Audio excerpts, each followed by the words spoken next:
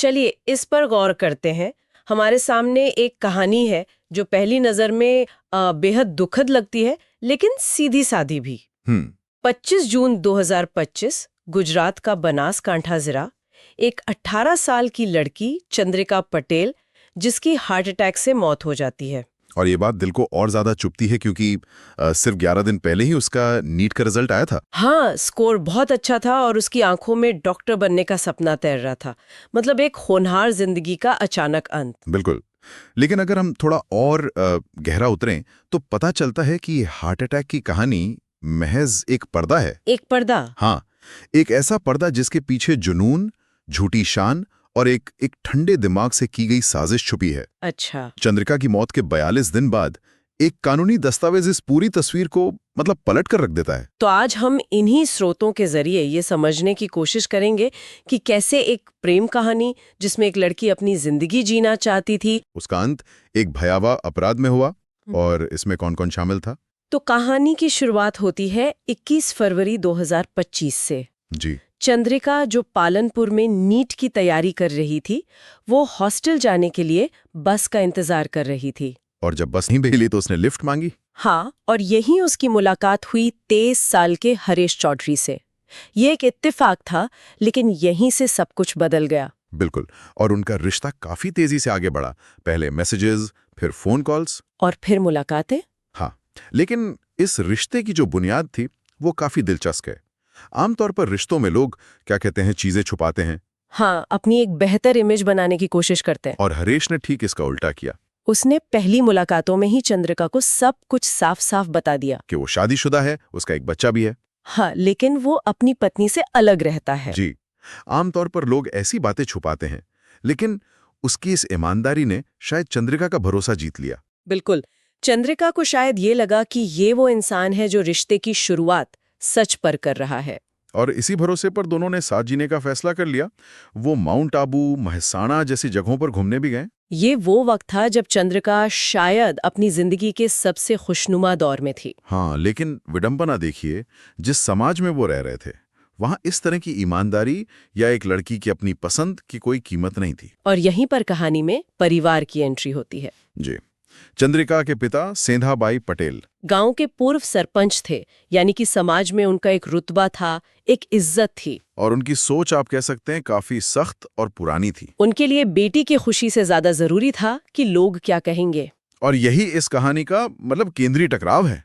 एक तरफ चंद्रिका और उसकी नई पीढ़ी की सोच है जो अपनी जिंदगी के फैसले खुद लेना चाहती है, और दूसरी तरफ सेंधाबाई हैं जिनके लिए इज्जत एक ऐसी चीज है जिसे बेटी के फैसलों से खतरा महसूस होता है। उन्होंने चंद्रिका को पढ़ने के लिए बाहर तो भेजा था, लेकिन शायद इस शर्त पर कि आखिरी लगाम उनके ही हाथ में रहेगी। बिल्कुल। और जैसे ही उन्हें इस रिश्ते की भनक लगी, वो लगाम कसनी शुरू हो गई। नीट का एग्जाम देकर जब चंद्रिका घर लौटी तो परिवार ने उस पर अपनी पसंद के लड़के से शादी करने का दबाव बनाना शुरू कर दिया। हाँ, उसे एक रिश्तेदार की शादी में ले जाया गया, लेकिन असल मकसद कुछ और था। असल मकसद उसकी शादी की बात चलाना था। ये एक तरह का जाल था। शादी का माहौल बनाकर सबके सामने उसे एक ऐसी स्थिति में डाल देना जहां वो इनकार ना कर सके। लेकिन चंद्रिका ने साफ मना कर दिया। उसका सपना डॉक्टर बनना था और अपनी जिंदगी हरीश के साथ बिताना था। और जैसे ही उसने मना किया, घर का माहौल एकदम बदल गया। उसके हाथ से फोन छीन लिया गया, घर से बाहर निकलना बंद हो गया। और आग में घी डालने का काम किया रिश्तेदारों ने। हाँ, उसके चाचा शिवराम ने ताना मारा कि लड़कियां कॉलेज जाकर बॉयफ्रेंड बनाती हैं और भाग जाती हैं। और ये बातें सेंधा भाई के दिमाग में घर कर गईं। जी। और उन्होंने चंद्रिका की आगे की पढ़ाई पर भी रोक लगा दी। अब सोचिए उस लड़की पर क्या बीत रही होगी। जिस पढ़ाई के लिए उसने इतनी मेहनत की, अब उसे उसी से दूर किया जा रहा था।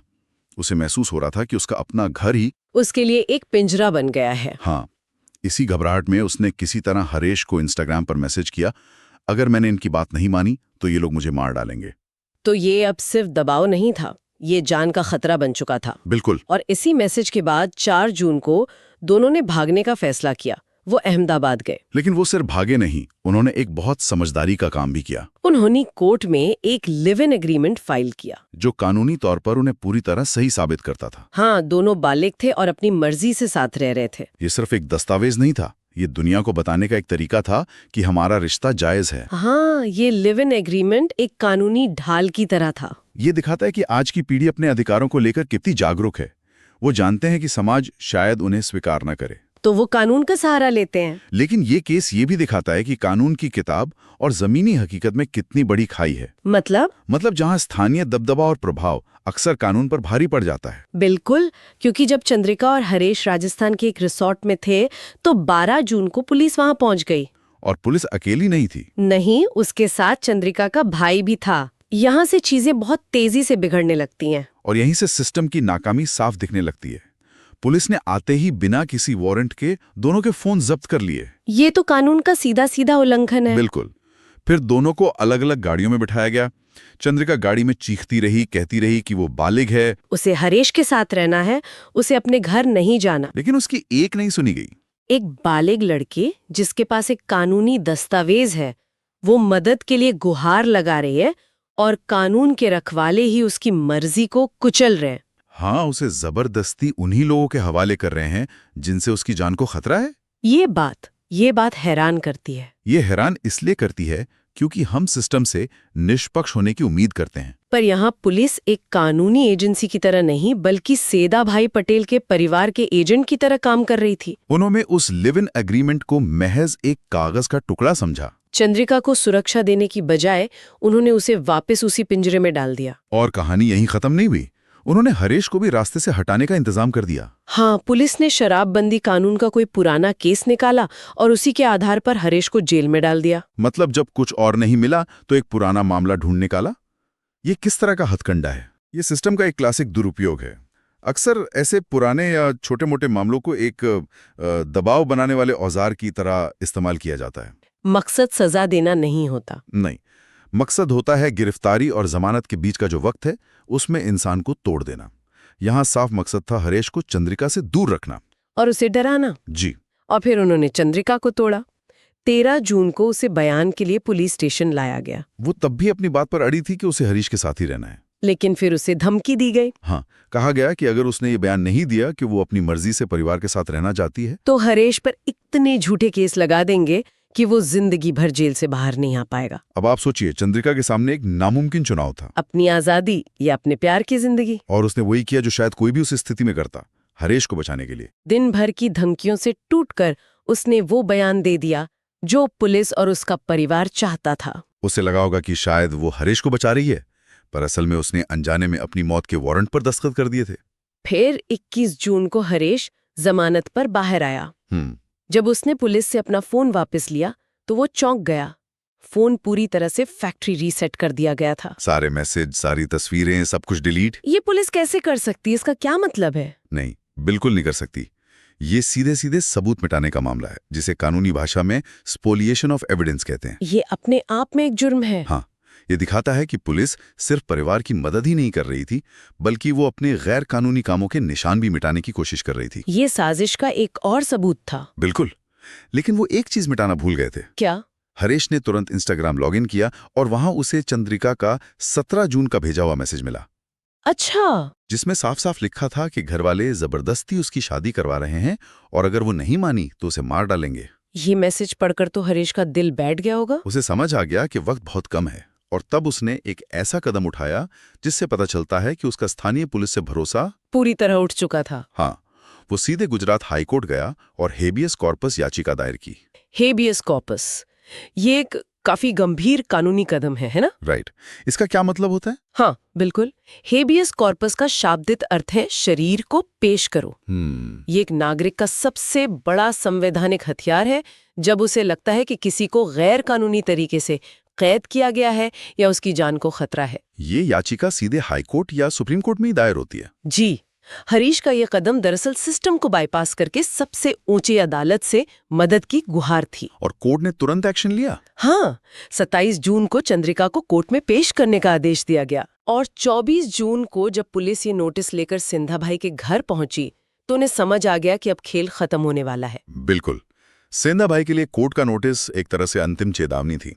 उन्हें पता था कि कोर्ट में उनका रुतबा या उनकी पहचान कोई मायने नहीं रखेगी। वहां सिर्फ चंद्रिका का बयान मायने रखेगा, और अगर चंद्रिका ने कोर्ट में सच बोल दिया तो उनकी सालों की बनाई इज्जत सबके सामने मिट्टी में मिल जाएगी। और यहीं पर उन्होंने एक भयानक फैसला किया। उन्होंने सोचा कि बेटी की जिंदगी से ज्यादा जरूरी उनकी झूठी शान है। बाद में जब पुलिस ने सख्ती से पूछताछ की तो चाचा शिवराम और चचेरे भाई नारायण टूट गए और उन्होंने उस रात की पूरी कहानी बता दी। 24 जून की रात परिवार ने चंद्रिका को आखिरी बार समझाने की कोशिश की। जब वो हरेश के पास जाने की जिद पर अड़ी रही तो उन्होंने अपनी साजिश को अंजाम दिया। उन्होंने दूध में नींद की गोलियां मिलाकर उसे पिला दिया। ये कितनी भयानक बात है। जिन लोगों पर उसे सबसे ज्यादा भरोसा करना चाहिए था वही उसे धोखा दे रहे थे। जब दवा के असर से चंद्रिका गहरी नींद में सो गई तब असली वहशत शुरू हुई। रात करीब 1:30 बजे पिता सेंधा भाई और चाचा शिवराम उसके कमरे में गए और फिर सेंधा भाई ने अपने ही हाथों से अपनी सोती हुई बेटी का गला घोट दिया। इस एक लाइन को हजम करना भी मुश्किल है। ये सिर्फ एक हत्या नहीं है, ये भरोसे का, एक रिश्ते का और शायद इंसानियत का ही गला घोटना है। और इसके बाद जो हुआ वो शायद इससे भी ज्यादा ठंडा और योजनाबद्ध था। हाँ, वो दिखाता है कि ये गुस्से में किया गया काम नहीं था, ये एक सोची समझी साजिश थी। हत्या के बाद उन्होंने लाश को स्टोर रूम में पंखे से लटका दिया। बाकी ये आत्महत्या लगे। फिर सब अपने अपने कमरों में जाकर सो गए जैसे कुछ हुआ ही ना हो। सुबह 4 बजे उन्होंने ड्रामा शुरू किया, शोर मचाया कि चंद्रिका ने आत्महत्या कर ली है। और फिर पोस्टमार्टम से बचने के लिए परिवार ने मिलकर हार्ट अटैक की एक नई कहानी गढ़ दी। इज्जत का हवाला दिया गया, समाज का डर दिखाया गया और इस कहानी पे सबने यकीन भी कर लिया। सुबह 6 बजे बिना किसी को ज्यादा बताए जल्दबाजी में अंतिम संस्कार भी कर दिया गया। और सिंधा भाई ने अपने रसूख का इस्तेमाल करके हार्ट अटैक का एक फर्जी डेथ सर्टिफिकेट तक बनवा लिया। लेकिन वो हरेश को भूल गए थे।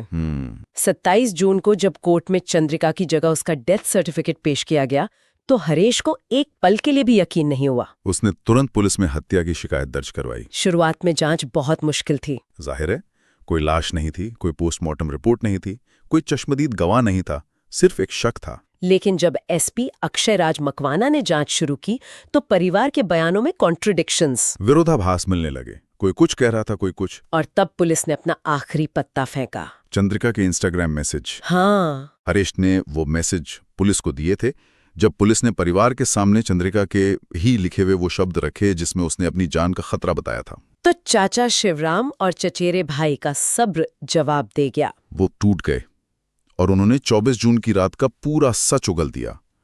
टेक्नोलॉजी जिसे वो मिटाना चाहते थे उसी ने आखिरकार सच को सामने ला दिया। तो जो कहानी एक साधारण हार्ट अटैक से शुरू हुई थी वो झूठी शान के नाम पर की गई एक ठंडे दिमाग वाली हत्या निकली। एक पिता ने अपनी बेटी को सिर्फ इसलिए मार डाला क्योंकि वो अपनी जिंदगी अपनी शर्तों पर जीना चाहती थी।